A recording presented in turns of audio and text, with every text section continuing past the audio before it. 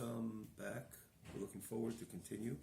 In the 18th epistle, the Alter Rebbe Yud Ches, and you get us a Kodesh page. We're holding on page 252, which is pretty much in the middle, towards the beginning still, of this Igeres. Igeres HaKodesh, the fourth segment of Sefer Tanya. We mentioned it quite a few times. This is a distinct segment. We have a whole, it has its own unique backdrop. We had a whole presentation on the beginning of Yud, which is about 8 back. Everything's a click away, namely on the original website, tanyaonline.com, wherever you're watching it, but tanyaonline.com has the advantage that all the previous classes are lined up on the site, top to bottom for that matter. Even this class, I believe it's the third, if I'm not mistaken, to understand what this, where we're going with this, Igeres. It's really a click away. Tanya Online, again, one word.com. It also has the advantage of this particular, the original site is the advantage that the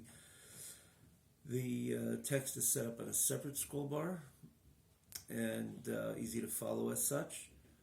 So to point out there also, it's distinct in the previous segments. This is Igeres, letters, different times, different matters resulted have addressed, even though, again, you can see that in that presentation there is a overall thread between all Igeres HaKodesh, which definitely stands out in the midst of tzedakah, even though there's certain Igeres, like we mentioned periodically, the Alter Rebbe, even this one, the Alter Rebbe doesn't mention a word about tzedakah, for example, in this Igeres, in this letter. But again, there is a backdrop to the Igeres HaKodesh at the beginning of 10, Igeres HaKodesh Yud. So what we were talking about in the last week or two, the last two classes, you can see it again. It's a click away.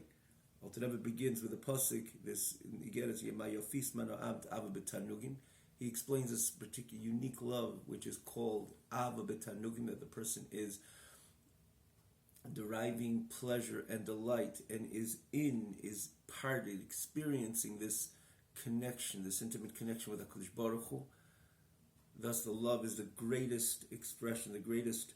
And the highest level, the Alter Rebbe writes in the beginning of Igeres HaKodesh, famous very briefly though, but so telling the beginning of towards the beginning of Perek Tes,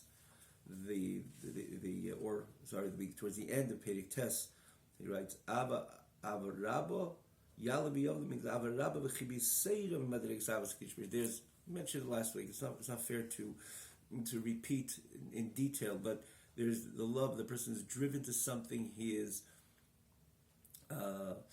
There's a passion to get there, to identify with somebody, something which one is driven to, which of course there's a pulsation in this love, but the true love is when the person is mitaneg, he's experiencing the connection, is experiencing the adherence with this which he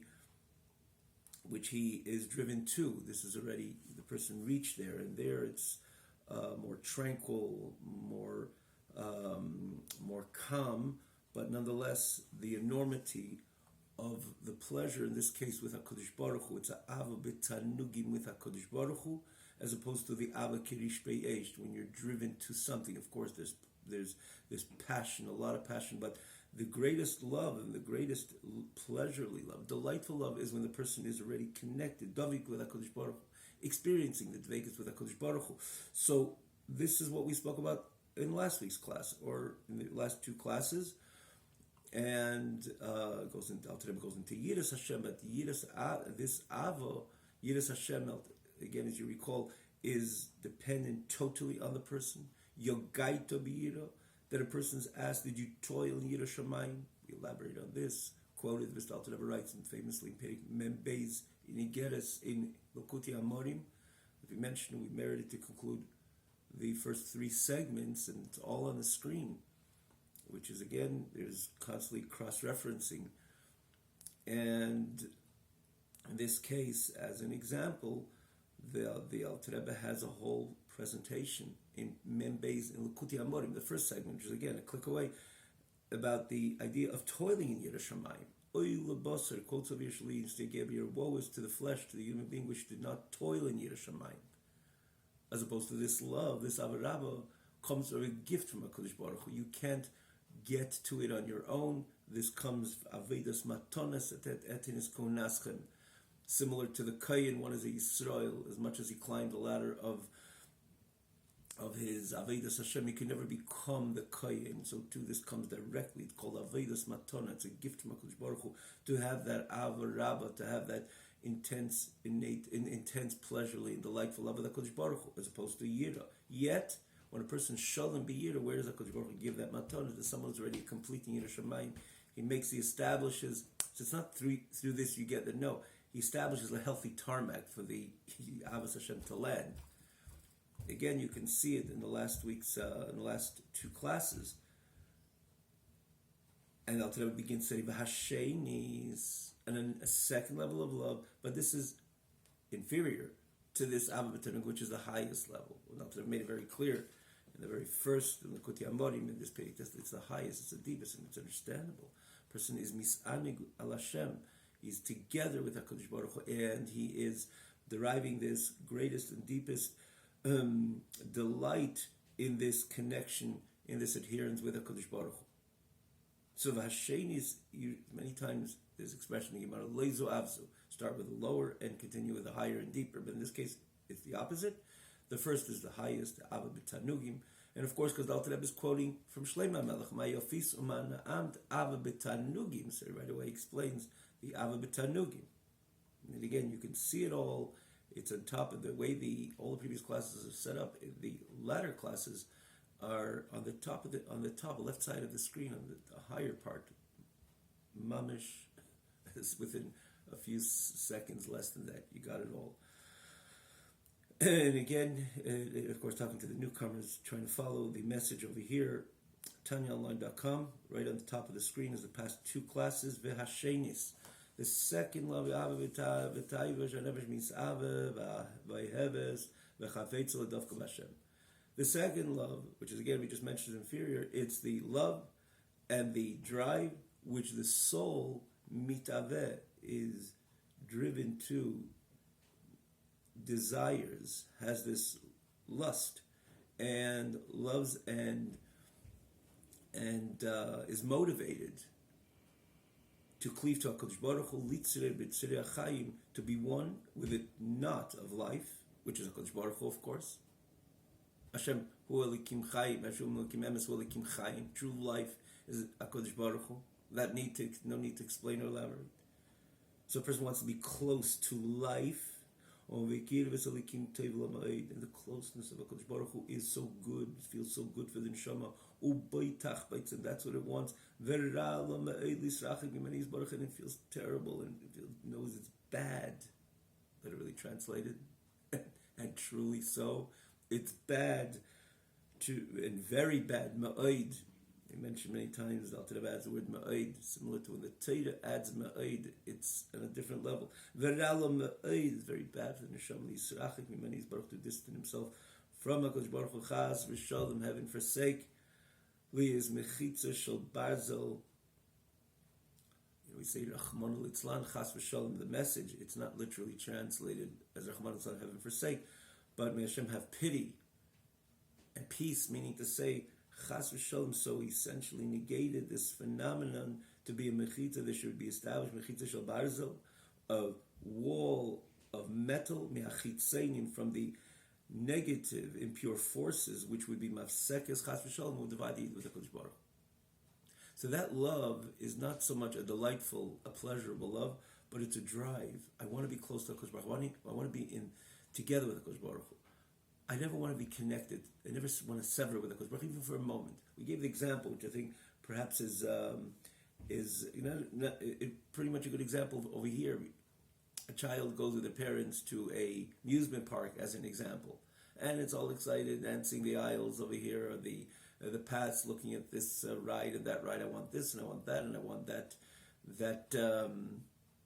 that toy hanging, and that they want it all, and they're so excited, and the delight of being taken out with their parents to this unique park, if you will.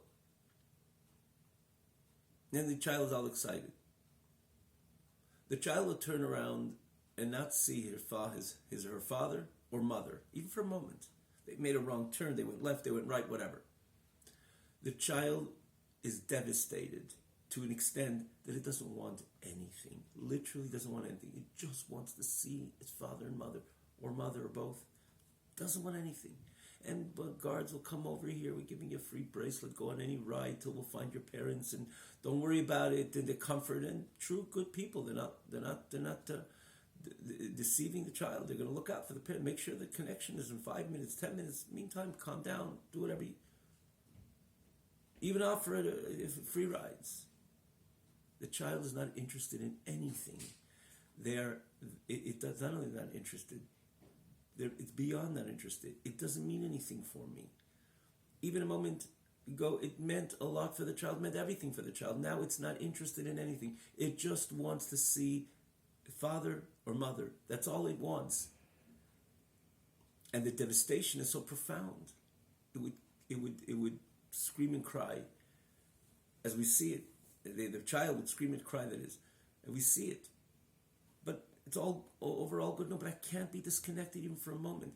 And when the child does see, even though they could be separated for seconds, especially when it's minutes, and it does see the father and mother, runs to them, embraces them, and holds on tight. I never want to be separated from you, ever. Please don't go away, and please always be with me. That is the innate love that a Yid has for Kodesh Baruch Hu. Or it's not so, it's innate, of course, but it's beyond that. It's a expressional love. It's an overt love a Yid has to Kodesh Baruch Hu. A healthy Yid never wants to sever its relationship with Kodesh Baruch Hu, even for a moment. How does one sever a relationship with Kodesh Baruch Hu? How is it possible? Because Hashem is everywhere. Everything is Hashem, and Hashem is everything. But as the Alter Rebbe explains over here in many places, and it makes so much sense. You could be in the same room as somebody, but they can't even be in eye-to-eye contact between the two parties because they sinned against each other. One wronged the other party, and they didn't apologize yet. They didn't make up yet. So they could be in the same room. Being in the same domain doesn't mean there's a connection, and sometimes quite to the contrary. Or not quite to the contrary, because they're in the same room, but even in the same room, it's totally irrelevant because there is such a separation and such a distance, a true distance between the two parties, because one wronged the other, and so too when a Yid, chas v'shalom, sins, and a Yid falls into any type of sin, maybe in action, maybe in speech, maybe in thought, and vision, and audio, when HaKadosh Baruch Hu says, I don't want you to perform, to act in this way, and a person does, he establishes walls, particularly areas which HaKadosh Baruch Hu is very adamant that the person should be careful, and it's known in Kabbalah Chassidus really what separates the Yid with HaKadosh Baruch Hu. Of course, it's every Aved, it's every sin. But in areas of tznius, for example, this is where HaKadosh Baruch Hu says, and again, brought in Sefer Tanya, and Geras HaKodesh, Geras HaTshuva, as we know, in these areas, there's certain areas which a person establishes a wall between him and HaKadosh Baruch Hu, and it could be a wall of metal, as the Lashon in the Talmud, in Medrash, and in Gemara, in the Talmud, via our sages of blessed memory, Mechitza Shel Barzel, what a person can create between him and his Creator, him and HaKadosh Baruch Hu, through his sins, meaning to say this transgressions, his violations, namely in Loisa, so this is what Hashem says, not to do, not to speak, not to think, not to look, not to hear, and so on.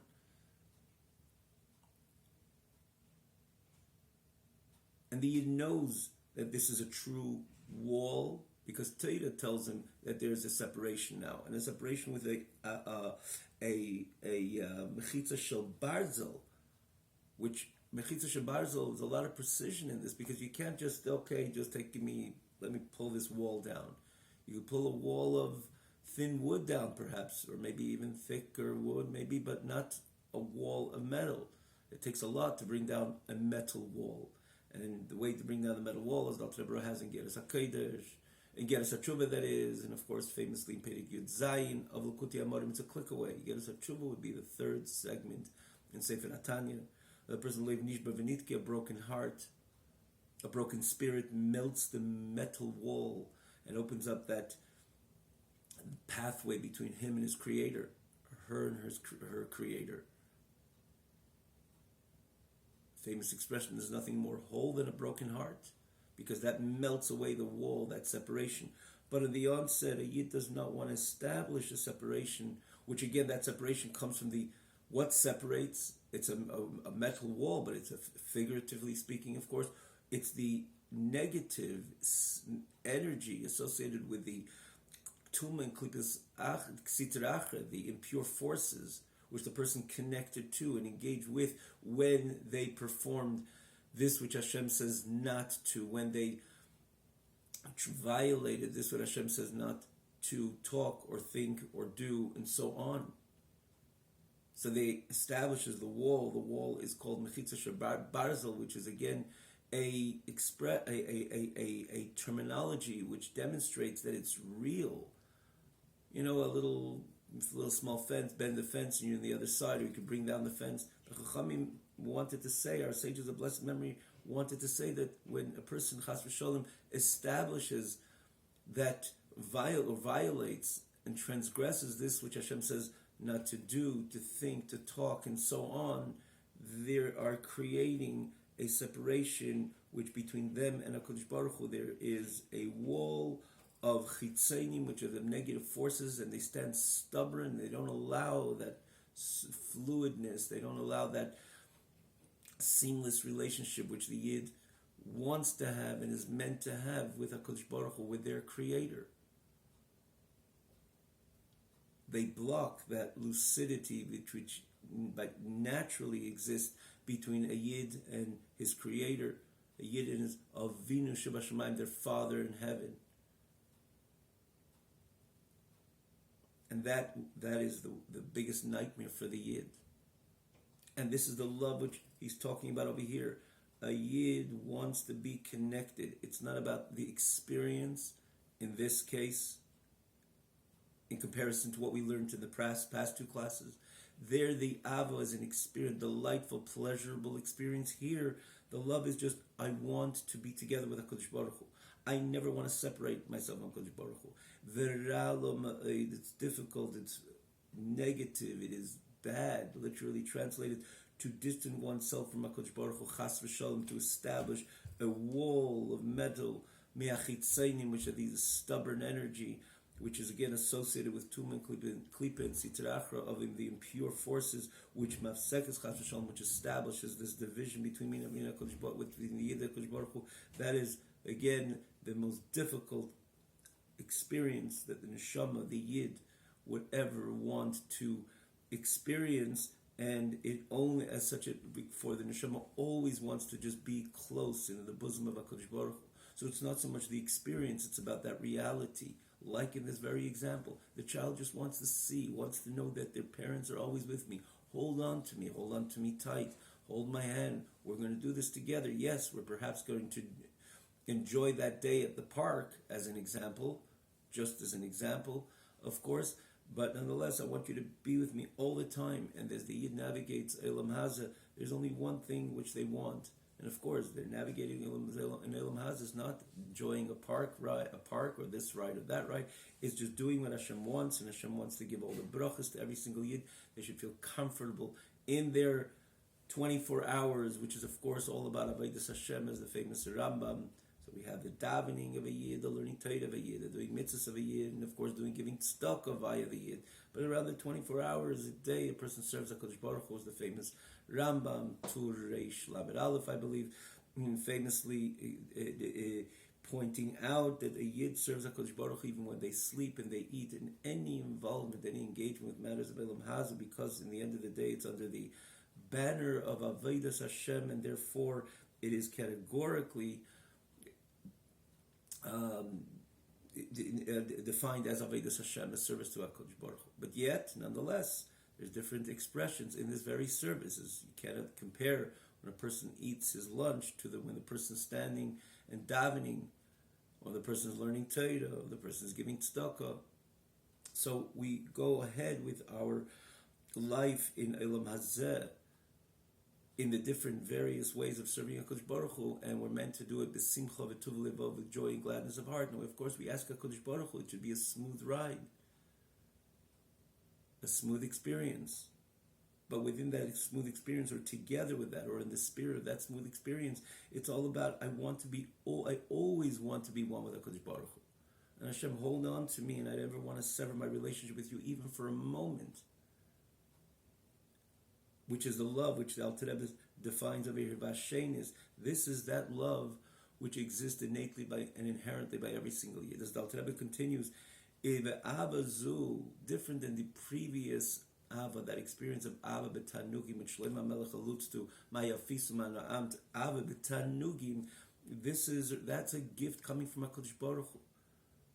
Simchu tzadikim b'Hashem, when a person is on a certain level, which he becomes privy, becomes eligible, not again through the service, but like we gave the example, a healthy tarmac, which is able to receive that gift from HaKadosh Baruch Hu, yet it is a gift from HaKadosh Baruch Hu. It's not something which is by default by every single yid. It's simchu tzadikim b'Hashem, as the Alter Rebbe brings this pasuk in the previous class or classes. Here, it's something which is part and parcel of every single yid, not only the elite or not only the tzaddik, if you will. It's inherent by every single yid, that similar to the example we just gave. Does a child have to be a special child to appreciate that's his father, that's his mother, and I want to be close, and I want to...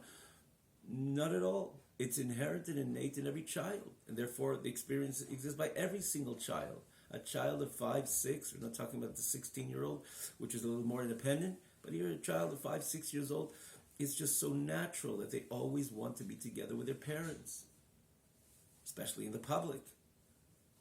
We're out in the public, which we are somewhat out in the public. We are away from a Shulchan Avim, which is the idea of Golus, as opposed to when the Yidden were in Eretz Yisrael and they had the Beis Hamikdash, they were in a different domain and a different experience on a constant basis. But on the overall, we're talking about Yeridus and Neshama Beguf. The Neshama comes from a place which is overtly connected with HaKadosh Baruch Hu. B'imker Chaitzva, where the Neshama is carved from its Tachas Kisi HaKavod, and it's part and parcel of HaKadosh Baruch Hu. And Neshama is a chelik of the Kamimal, and the Eibishter takes the Neshama and goes down to some Luna Park, which is really one big roller coaster, not a roller coaster in a Luna Park, a world which is one big roller coaster, and he says, serve HaKadosh Baruch Hu. Hashem mandates the Yid to serve him through learning Torah and doing mitzvahs in this world which a Lakus is not only not evident, but a world by default denies that very oneness of HaKadosh Baruch Hu. And the Yid is meant to do his service b'simcha v'tov levav, with joy and gladness of heart. And the Yid understands this because the Yid is in essence a chelik l'kami mal. So even though it's coming from a very lofty place, it's part of HaKadosh Baruch Hu, and it travels all the way down to Elam Hazeh, Elam Hagashmi b'achumi, this physical mundane world, and it's invested in a body which has bodily desires and bodily proclivities, and in Nefesh Bahamis, which has animalistic inclinations. But nonetheless, in the end of the day, the Yid has this Ava Misuteres, similar to the child in that Luna Park. What it wants is just always to be together with their parents. This is a love which is innate and inherent by every single Yid. Again, in comparison to the Ava B'Tanugim mentioned in the previous classes. Avazui musteres believe Klal Yisrael. It's hidden in the heart, which means it's innate and inherent in the heart of every single Yid, Klal Yisrael, every single Yid. And the Rebbe goes on even I feel a bit of shoyim, not only not the tzaddikim, simchu tzaddikim Hashem, like we mentioned in by the Ava B'Tanugim, but this love exists by every single Yid, and we say every single Yid, no one is excluded, even a shoyim, even those who are categorically Rishayim, they are not careful with Hashem's holy Torah and Hashem's holy mitzvahs, but they have that love to HaKadosh Baruch Hu. And therefore you see periodically, or maybe even frequently, the same Rasha which violated Hashem's command, there's always a charata, there's always a deep regret post the sin, any type of sin. And where does the regret come from? It's the same person, it's the same you. You decided to sin. Why are you in such regret? Why are you feel so guilty? Or not only that feeling of guilt. Feeling of guilt sometimes, it just edges sometimes a kind of a mental type of I don't say disorder, but it's like sometimes a person is depressed, the guilt pulls them into a certain state of melancholy or so. We're talking about a simple, true, and healthy regret that I shouldn't have done that, I shouldn't have said that, I shouldn't have looked there, I shouldn't have thought that. You just made a decision 5 minutes ago, maybe even 5 seconds ago. Why do you regret? The answer is back to the child, let's say, just runs. The parent says, don't go there. You might lose us, you might lose seeing and lose the connection, and the child sees a ride or sees something, and the parents told him, don't go there. There's a possibility that there will be a disconnection, and the child says, don't worry, I'm good.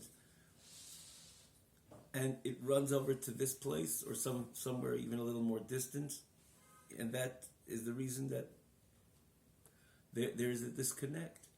That's the reason that they turn around, the child would turn around after it extends itself to a place which it's not meant to be, which it's told, do not go there, do not be there for now, wait till we come, or whatever it is. Or maybe it's not a good place, maybe you're too young, maybe it's not something for you. And therefore, stay away from that. And the child says, no, I want to go there, I want to do that, or go on that ride, whatever it is. And that's the reason why the child would turn around, and the parents, and the child doesn't see their parents. And so too, when it comes to the Yid, the reason why there is they're kind of classified as Rishonim because they made a clear decision that, and they have every Yid, every person, namely every Yid, has freedom of choice. They made a decision to do something what Hashem says not to do, to talk something what Hashem says not to talk.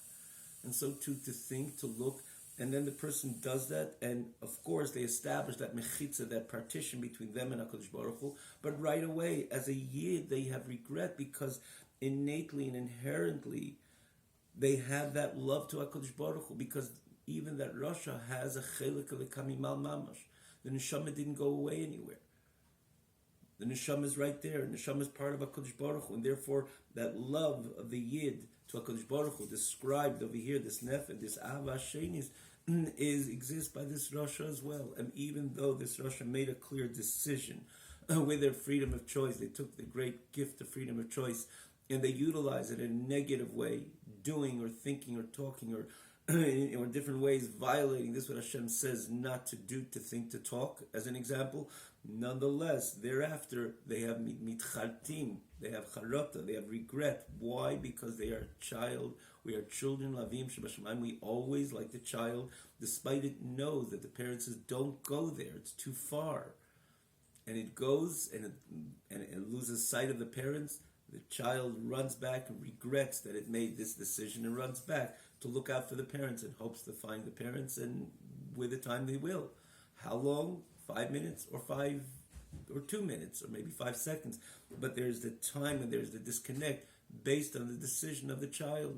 But nonetheless, it doesn't mean the child is going there and continuing that decision, even if it turns around, doesn't see his parents, says, no, I don't care about my parents now. I made the decision to disconnect or to go to a place which my parents said not to go. No, right away regret, because the child always has that innate drive to be one in the bosom of the parents, particularly a young tender child. And so too, the young tender Yid, if you will, a Yid is a chelik kamimal, it's part of HaKadosh Baruch Hu. So even the Rahman Islan, it makes a decision which establishes itself to be categorized as a Rasha because it deliberately violated the command of HaKadosh Baruch Hu. This is what Hashem said not to do, not to think, not to talk. And it did so, but of course, immediately comes the charata, comes the regret. How did I do that? Hashem says, Hashem told me not to go there. How did I go there? And I will not go there again. And it falls again. It has a desire and a drive to come right back with a new wave of regret, because every Yid wants to be one with HaKadosh Baruch Hu. It's very difficult and bad for the neshama to be distant and sever its relationship with HaKadosh Baruch Hu, even for one moment, even for a few seconds. And again, which is the reason why we brought that parable, it's a few seconds, the child is already devastated. That's the default state of every single Yid. because of this avamis musteres, because of this innate and inherent love, the Yid has a Kodesh Baruch Hu, and it refers to every single Yid, as the Alter Rebbe is specific.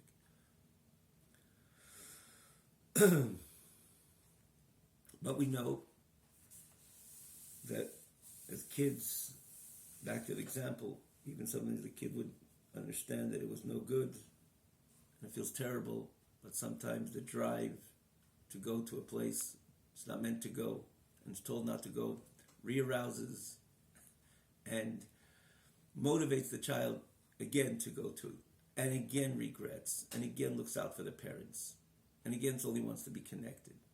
But it always takes chances, and the reason is because the love is not a for that matter, in the Nimshul would understand it better, because the love is not a delightful, pleasurable experience. It's more an inherent, a deep love, which is again the makeup of the Yid, the makeup of the child, but it's not an overt experience in comparison to the love which we spoke about last week, the Ava B'Tanugim. So when a person is mist aneg, there's a pleasure. So no one wants to leave this experience of the pleasurable experience. No normal person wants to leave a delightful experience. It's having a no.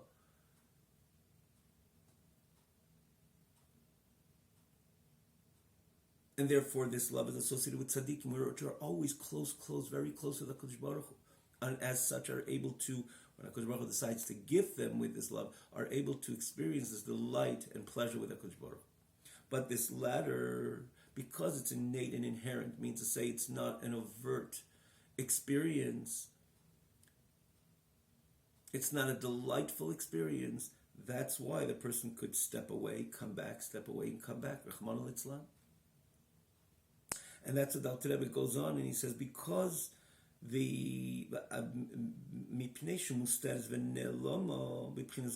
because it's concealed and hidden and exiled in the body, means to say the conscious expression of the body not always expresses this love because it is musteres, it's hidden, and again more on a default and inherent expression, a level. It's not something, it's more covert as opposed to overt, if you will. It's not an experience, it's more that's who I am as a Yid, and therefore it's hidden. So on one hand, we mentioned this in the past quite a few times, that the difference of ava gluya, a revealed and experiential love, or an innate and hidden love, of course, the former is greater than the latter because this is an experience. This is when the love pulsates. This is when the person feels the connection, feels the delight, feels the pleasure in the love, as opposed to the latter, in this case, would be the Ava Musteres. But in the same token, of course, there's an advantage of the latter over the former, because this is really who the Yid is. We gave the example, as Shlomo Melech in Shir HaShirim mentions quite a few times, in the relationship with the Yid, with HaKadosh Baruch Hu, that the Yid is called a sister, Basi Legani Achesi Kala. That I came to my garden, my sister, my bride. Is a Yid called the sister of HaKadosh Baruch Hu or the bride of HaKadosh Baruch Hu? Which one is it? It can't be both. Of course it can't be both. So the answer to this, Shlomo Melech is saying that yes, there's two different types of relationship with Yid with HaKadosh Baruch Hu. When it comes to a family member, a sister, so there could be some arguments on the surface, but deep down you cannot divorce a family member. You cannot divorce a sister. There is an inherent connection between the two and will never part. On the surface, even when there is no argument, there is a mutual relationship. It's not a passionate relationship. It's not meant to be a passionate relationship. And beyond not meant to, it is not good when there is a passionate relationship between siblings, because the love is on a total different level. The way HaKadosh Baruch Hu established the relationship between siblings, between family members, it's deep, it's innate, it's inherent, it's very anchored in a way that it cannot be separated and severed ever, forever. No such a thing, divorcing a family member. You could have a mutual relationship. You could have a strong relationship.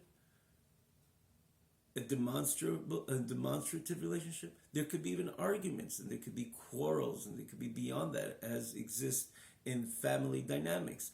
But you still cannot divorce that sibling when it comes to a kala, a wife, a spouse. For an example, a spousal relationship is just the opposite. There's nothing innate and inherent. They're not family members. And therefore, there could be the divorce between the two. And divorce is something which is, of course, as sad as it is, and it's bitter as it is, and it's tragic. And again, as the Gemara says, Mizbeach meridol of Dmais, on the surface, as one navigates the experience and the ramifications and the results, and especially when there's children, we're not talking about the ramifications of it, but the idea, if they cannot get along and they reach a certain point, that it's just impossible to live under one roof. So there's an idea of divorce. You can't divorce because there's nothing, they're not innately and inherently connected. Conversely, when there is a good relationship, so the relationship is not only an innate and inherent relationship, but it becomes a passionate. It's meant to be a passionate type of relationship. Periodically, a passion throughout, a very strong relationship between the two. There's supposed to be a feeling of love between the two, and periodically that love aggrandizes or enhances or becomes even deeper, that it's expressed precisely in this relationship as a passionate, a pulsating, passionate relationship. And that's the way it's meant to be. So you see these two dynamics, which really are two separate ways of the love between two parties. And this is what Shlomo Melech says, our relationship with HaKadosh Baruch Hu is on two levels.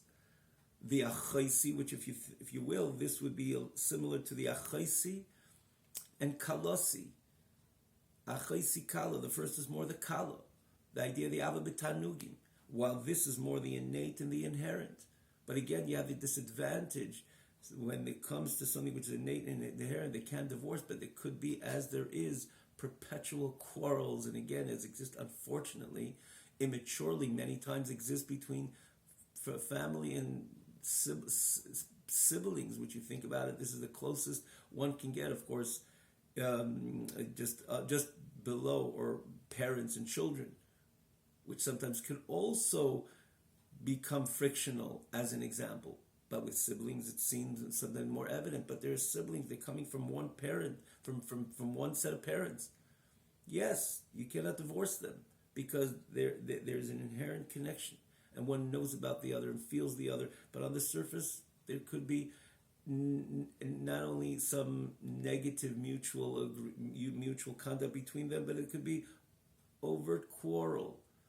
And the reason is because the love between the two is deep, and it's inherent. Inherent means to say this is the way it is, but it doesn't necessarily mean that it expresses itself on the surface. And as such, there could be friction between the two. And so too, he says, when it comes to HaKadosh Baruch Hu, when again, Shlomo Melech is saying that the Yid has both of them. We are connected to HaKadosh Baruch Hu from every perspective and every point of view, and it comes to expression and to fruition in the Yid's 24 hours. Here he's davening to HaKadosh Baruch Hu, here he has Mesiras Nefesh for a mitzvah, and again, is explained in so many discourses, particularly in Chassidus Chabad, about these two expressions. Al Tirab has so much of it in Kuti Teira and Teira Eir, of the two expression and two love the Yid has with HaKadosh Baruch Hu, which again, if you will, this is really pretty much presented in this very Igeres, in this very epistle. So Al Tirab said this is the negative part of Ava Musteres. It's strong, it's innate, it can never be severed truly. It could be fragmented in friction, but nonetheless, it's the Yid is one and part and parcel of HaKadosh Baruch Hu. But because it's so hidden, and therefore it's exiled in the body, and therefore the negative forces could dominate over it, because it's not an experiential a love. It's not a delightful love. No normal person wants to leave a delightful experience.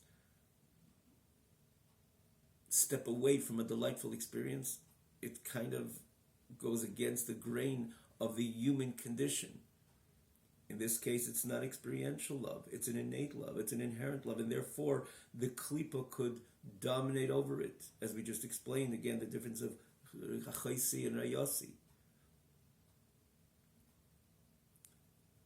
And that's the ruach shtus, amachti l'odam, that's the spirit of folly, which can make a person sin, bring a person to chas v'shalom sin, and do something so foolish. As you have sometimes, again, even children, rivalry of children to parents. They know this is who they are. They know these are the people who brought them, and these are the two who brought them into this world. They know about the inherent connection, and anything goes wrong, they're always there. Anything goes right, they're there. But just normal, because it's so deep, it's not on the surface. So there could be a clear violation. It could be a clear frictional expression would be established, a friction between the child and parent, as an example. And in this case, and of course, it's a spirit of foolishness, because they're essentially one, and it comes to when the Yid with HaKadosh Baruch Hu, the Gemara says on the pasuk Ish Kisiste Ish, the Gemara says why does the Torah use such an expression of siste, where you have the lashon of shtus, the famous Gemara in Brachas and Seita, towards the beginning of Seita, I believe Dav Dalet, it's a spirit of folly. I'm one with HaKadosh Baruch Hu. I know the consequences of sinning. I know that I'm establishing a partition between me and HaKadosh Baruch Hu when I will do that, think that, look at that, listen to that, or talk about that. When Hashem is standing there and says, do not do, talk, think, look, or hear that at this time. And I know that. And I know that when I violate, even for a moment, I'm establishing a mechitza shel barzel, a wall of metal between me and my Creator. But because this love is so deep, and again, when you say inherent, that is synonymous with the phenomenon of something deep, of the phenomenon of depth. I mean to say that it's deep within the Yid. It's not on the surface. It's exiled within the body, and therefore the klipa could have dominance on it. And that is that foolish spirit which makes a person sin, and would, even though sin, and then regret because, again, the inherent and innate love is intact, and it's right there, and it'll never go away, because a Yid will always be a chelek elakami mal mamash, part and parcel of HaKadosh Baruch Hu. Even the Rasha has an neshama which is part and parcel of HaKadosh Baruch Hu. And that's why the Yid would regret, and the Yid would say, no, I want to go back to my parents. But then it looks at another ride and says, no, I want to go to that ride. And the parent says, no, it's too far, it's dangerous. Don't go into that group, and don't go between those people, because we'll lose the connection. The tide is right there, because I'm not experiencing this love. I just know of the connection, and the connection is inherently there. But that itself allows me to test the waters. In this case, that is the ruach shtus. Of course, it's foolishness, because which normal person wants to sever the relationship with the HaKadosh Baruch Hu even for a millisecond? But nonetheless, because it's so deep, it's musteris, and therefore the klipa could have a dominate over it. And this is the ruach shtus, the spirit of folly, which can make a person sin. Therefore, valkein avodas ha'adam lekeine, the service of man to his Creator is lis chazik, lis gabra la klipa bakoil mikoil koil. So the person is, as such, when he sees the bigger picture, and he understands, yes, I am connected with HaKadosh Baruch Hu, and I know that as a healthy human being, I never want to sever my relationship with HaKadosh Baruch Hu. Never, ever. As the child doesn't want to disconnect, turn around, and not see the parents, not for 2 minutes, not for 1 minute, not for a half a minute, not for 2 seconds. It always looks back. I want to know that my parents are with me all the time. And that's the innate approach of every single Yid. But the only thing is, because it is deep and it's musteres, therefore the klipa could have a dominate over it. Which is, again, the ruach shtus. It's silly, it's foolish by all definitions. But the person is sometimes periodically tests the waters. So a person, so this is what the Alter Rebbe says, establish that maturity right now. Know that you are a chelik elakami mal, and you know that if you sat down face to face with somebody which was going to take a note and would ask you a question, do you Yid ever want to sever your relationship with HaKadosh Baruch Hu? Every Yid will answer, of course not. But maybe for 2 minutes, no, of course not. Maybe 2 seconds, also not even 2 milliseconds, not even for a millisecond. And therefore, Alter Rebbe is encouraging the Yid, yes, there's a possibility that the spirit is full of folly, a nonsensical spirit could overcome and want to pull you into sin to test the waters, as the parable of the child. But let's be mature and let's understand that in the end of the day, you are connected to HaKadosh Baruch Hu. In the end of the day, inherently, you do never want to sever your relationship with HaKadosh Baruch Hu. So now, bring it to the fore. Establish that this is going to be default by you to constantly strengthen yourself and override and overcome that klipa bakoil mikol koil. We'll stop over here because as the Alter Rebbe is going to be explicit as we continue next week. When the Alter Rebbe says bakoil mikol koil, he explains and he dissects it, because many times it's good. Yeah, I know it all, but when you take a paper and you go through the list and you say, this, you have to be careful here, you have to be careful here, you have to be careful here, and you go from action to speech to thought, and you establish, you note, everything is filed and everything is clear on paper, if you will. It's easier to move on with consistency in your relationship with the HaKadosh Baruch Hu without having that spirit of foolishness, spirit of folly, overcome you forever. That's what the Alter Rebbe says, Bakoil Mikol Koil. And the Alter Rebbe is going to articulate again and go on in the next week, go through the list, if you will, go through these details, how a person has to be careful in action, speech, and thought in his connection to HaKadosh Baruch Hu and his adherence with HaKadosh Baruch Hu. But Alter Rebbe, some before he goes on to details, he's Bakoil Mikol Koil. Now, this expression Bakoil Mikol Koil will land over here. Bakoil Mikol Koil, we say it in benching. It's again in Gemara Seita, in Gemara Seita, I believe Yudalid, regarding Avram, Yitzchak, Yaakov, that they were able to toyim me'ein olam haba. They had the taste of the world to come in this very world. And the Gemara says, he points out that by Avram Avinu we saw Bakoil, and by Yitzchak Mikoil, and by Yaakov Koil. And again, which is interesting that it comes into this lashon, which means it was all encompassing.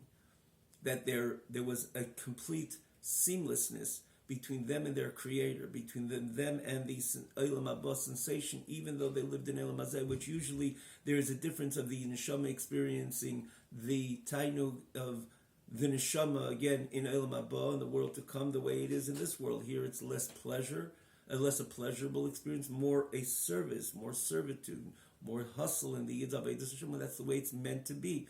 Today we do, tomorrow, which is again describing the Olam Haba, or in the world to come, again the two pirushim of the world to come. If it's the world to come, which is the generic Olam Haba Gan Eden, or in Tchias HaMesim, then the person will be Mekabel Scharim, then they will receive their reward. It will be more a delightful experience with HaKadosh Baruch Hu. By Avram Avinu, Yitzchak, and Yaakov, the Gemara says that it was seamless in this world. They tasted the world to come in this because their relationship with HaKadosh Baruch Hu was more like, perhaps Ava B'tanugim, a constant, delightful connection and relationship with HaKadosh Baruch Hu. And therefore, interesting that even though this is a proof from the pasuk Bakoil and Mikoil, by Yitzchak and Koil, by Yaakov, but Bakoil Mikol Koil has the simple translation. It was all encompassing. There was a symmetry between them here in Olam Hazeh with HaKadosh Baruch Hu in Olam Haba. And this is where the Alter Rebbe uses this lashon Bakoil Mikol Koil in a similar concept but a bit different. Get rid of it completely. Bakoil Mikol Koil. Don't allow it in here, a little bit there. Sneak in. Allow it to sneak into your conscious reality.